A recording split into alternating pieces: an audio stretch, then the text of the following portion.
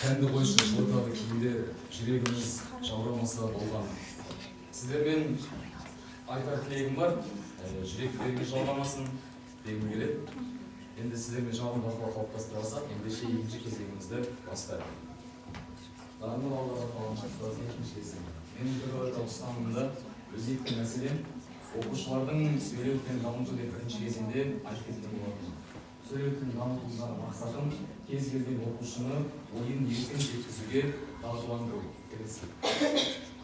Ойын еркін жеткізуге дағдыландыру. Қазіргі барлық мектептердің басты мақсаты әр оқушының қабілетін ашу, бәсекеге қабілетті жеке тұлғаны өмірге дайындау, сонымен қатар оның сөйлеу дағдысын қалыптастыру. Ал сөйлей алатын кез келген оқушы кез келген ортада коммуникативті қарым-қатынас орната және де өзінің ойын ашық түрде емін-еркін жеткізе алады. Енді сіздерге ұсыным беріп отырған мысал ретінде көрсететін әдебиет ортасы, яғни әдебиет сарапшысы әдісінде қарапайым безендірілген кітап негізінде жасалған ілімдердің 5-ші сыныптың кітабы ою-өрнек қолданылған. Егер жақсылап мән беріп қарасақ, кері байланыс тапсырмаларыңызды балаларға тапсырмалар беруге болады. Ішін ашып қалған кезде ортасында бізде жалғасын білесің бе деген, өлеңнің жалғасын білесің бе деген сұрақ арқылы тақырыпқа қатысты басқа да сұрақтарды оқушыны ауызша сөйлетуге болады. Яғни әр сабақ барысында ұйымдастыру кезеңінде мен өзім поэзия минуты әдісін қолданамын. Яғни сөйлеуге дағдылануға бұл біз ең керек әдістердің бірі деп айтуға болады. Себебі бұл тек сабақтың тақырыбына ғана қатысты емес, күнтізбедегі күндердің, яғни қазақтың зиялы ақын жазушыларының өмірге келуіне байланысты күндерге де келтіруге болады. Егер оқушы осы өтіп отырған тақырыптағы ақын жазушының шығармашылығымен таныс болмаса, өлеңді немесе шығарған үзіндіні алдымен өзі оқып береді. Оқушы осыдан әр сабақ сайын осы әдіс арқылында өзін бастап беремін, ал оқушы келесі сабақтарда болмаса әр сабақ сайын осыған бейімделіп, келесі сабақтарда поэзия минуты әдісін қолданатын болады. Келесі біздің еңбегіміздің, осы әдіс тәсілдеріміздің барлығының нәтижесі ол оқушыларымыздың еңбегі, яғни оқушыларымыздың жеткен нәтижелері. Осы поэзия минуты әдісінде жеткен жетістіктерімізді нәтижесі ретінде өздеріңіз көріп отырғандай облыстық байқаудан, бірінші дәрежелі диплом, республикалық байқаудан дәрежелі диплом. Келесі азат ортақ ерікті мектеп клубтары арасында өзім педагог ұйымдастырушы болған соң барлық ұйымдармен жұмыс жасаймын. Келесі бізде студенттер сөйлейді, студенттер сөйлейді әдісі көрсетіп тұр. Бұл жерде көріп тұрғандарыңыздай жоғарғы бөлімдегі оқушыларға тапсырма берген. Әркім әр пән мұғалімдері өздерінің пәндеріне қарай өзгертіп немесе сыныпқа байланысты өзгертуге болады. Сол жерде мен көбінесе қолданатын әдісім фундаменталдық әдісі, яғни ол харизма бойынша оқушыларды сөйлеуге дайындау. Мақсаты оқушының ой-өрісін ойлау қабілетін дамыту, еркін сөйлеуге дағдыландыру. Тиімділігі оқушының логикалық ойлау қабілеті дамиды. Бір мәселе бойынша бейне сюжетпен үзінді көрсету арқылы баланың өз ойын, ой пікірлерін көруге болады. Осы әдіс нәтижесінде шорқақ келетін оқушылар көбінесе қысқартып оқушылар театрлық қойылымдарда негізгі рөлдерді сомдап жүр. Басты рөлдерді біртұтас тәрбие бағдарламасы аясында дайындаған оқушылардың театр тобы алғыс хатпен марапатталып, басты рөлді сомдаған оқушым Тұрсынғали Айзере ең үздік жас актриса номинациясымен марапатталды. Және де бұдан бөлек мектепте театр үйірмесінің жетекшісі болғандықтан көптеген оқушылар араймен сөйлеуге қысылатын едім, өзінің ойымды жеткізе алмаймын деген оқушыларды осы театрға тартып қазір басты рөлдерді сомдап жүр. Келесі сабақтың кез келген бөлігінде қолданатын әдісім дебат әдісі. Яғни сабақтың кез келген бөлімінде қолдануға болады. Сөйлеу тілін дамыту барысында оқушылар бір-бірімен пікір алмасады. Бұрынғы дебат форматына сәйкес оқушылар жақтаушы және жақтаушы бір-біріне қарсы шығатын, ал қазіргі дебат форматына сәйкес әркім өзінің тиімді механизмін ұстап, сабақта қалай түсіргенін қорытындылауға да болады осы дебат әдісі арқылы.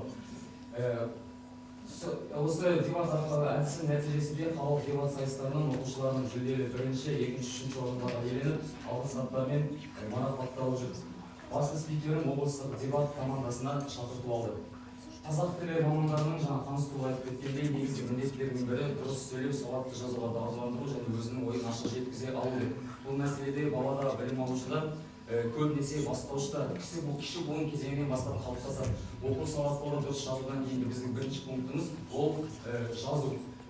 Яғни жазу, сол қатесіз жазудағы біздің бірінші құжатымыз тыныс белгілері.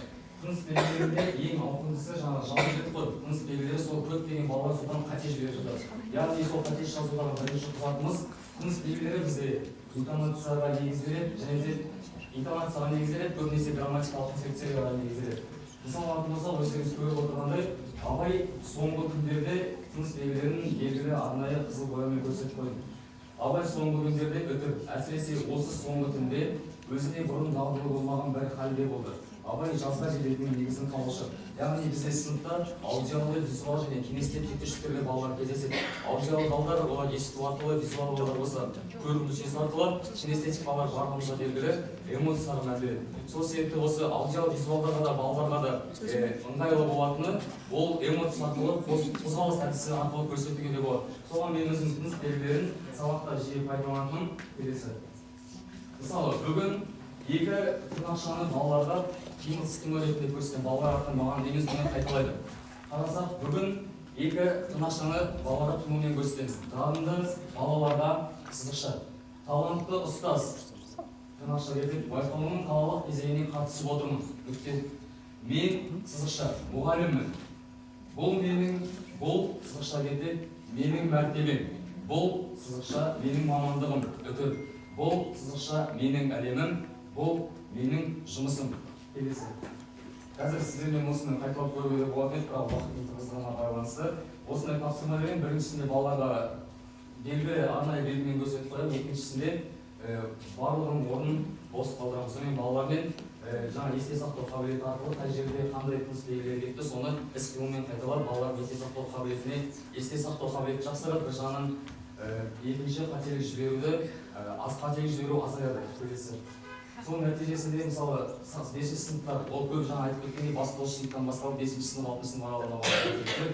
Соған жылдың басында сыныптағы 25 оқушыдан 7 оқушы тыныс белгілерінен қате жіберетін, яғни сыныптың 32%.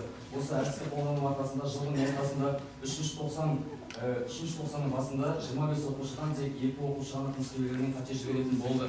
Яғни ол сыныптың 8%. Келесі, көптеген қазір балалар жаңа сөйлеу тілін дамыту дедім ғой, негізгі мақсатым.